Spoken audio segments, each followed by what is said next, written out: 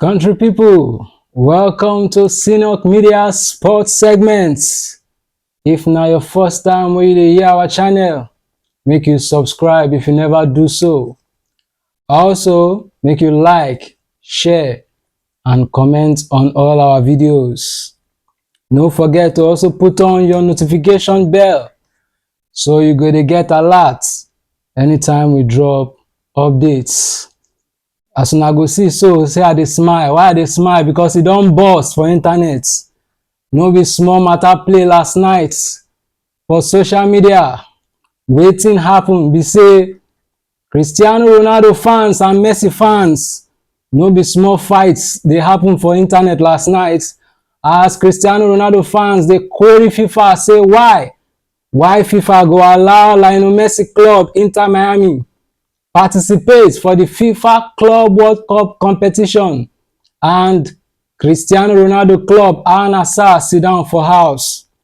Una go remember say we been tell una say the FIFA Club World Cup competition 2025 wey dey shele for inside United States go kick off today, Sunday early morning, June 15.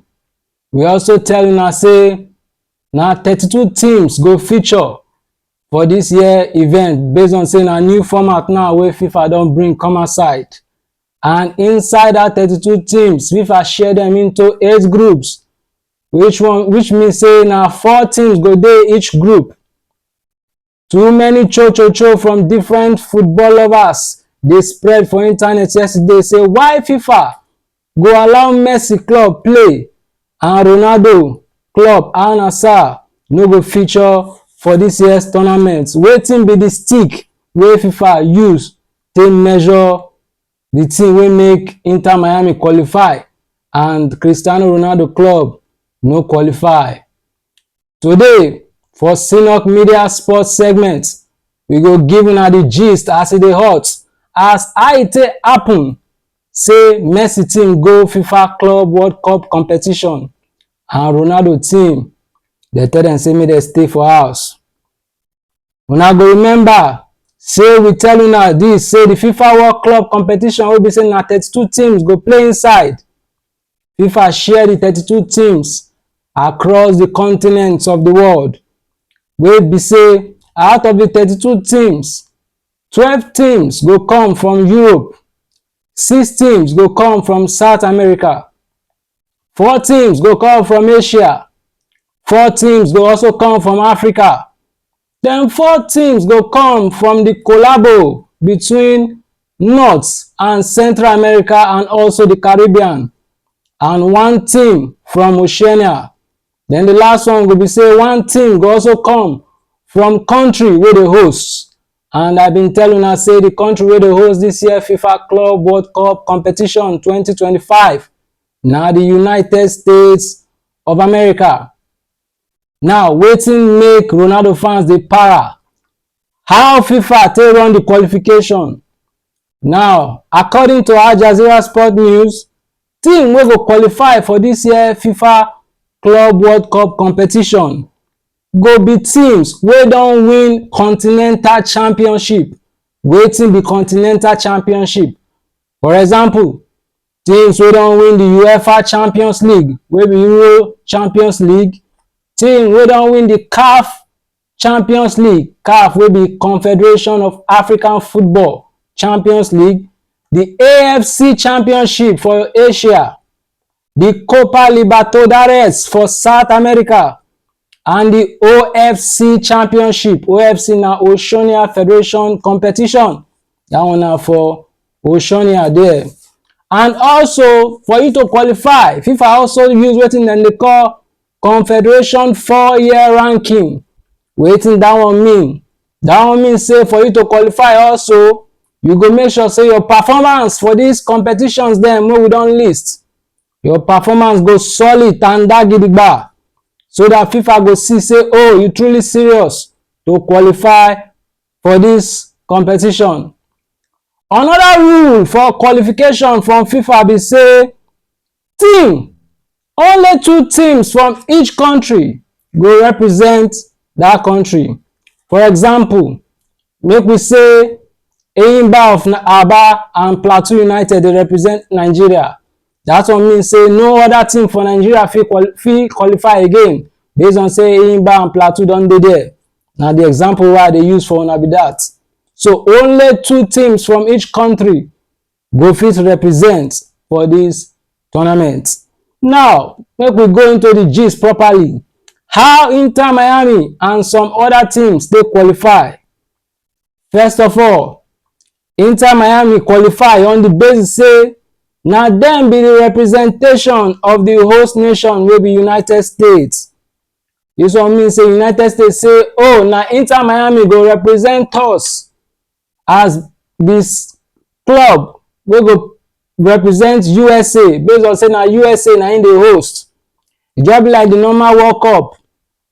If country dey host World Cup, you no go expect say country wey dey host am no go play inside. Yes, who cook soup dey also chop the soup. So based on say na United States dey host the FIFA Club World Cup competition, they say na Inter Miami go represent them. Also, Inter Miami qualify for this competition based on say dem get to the highest point of the MLS, that's the Major League Soccer for United States.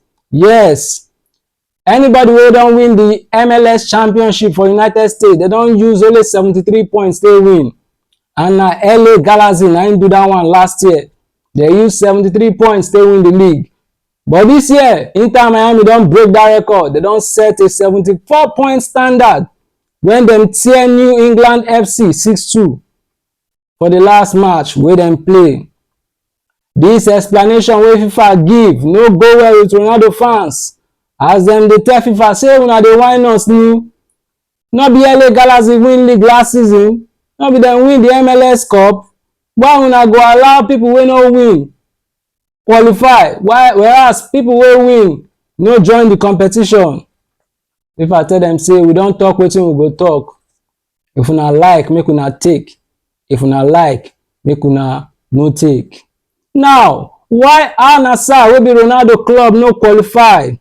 A lot of Ronaldo supporters dey shout, they dey vex, they dey para, they say this year FIFA don do us ojoro. Why a whole CR7 Ororo 1 no go get chance to win major tournaments based on say FIFA no allow im team qualify?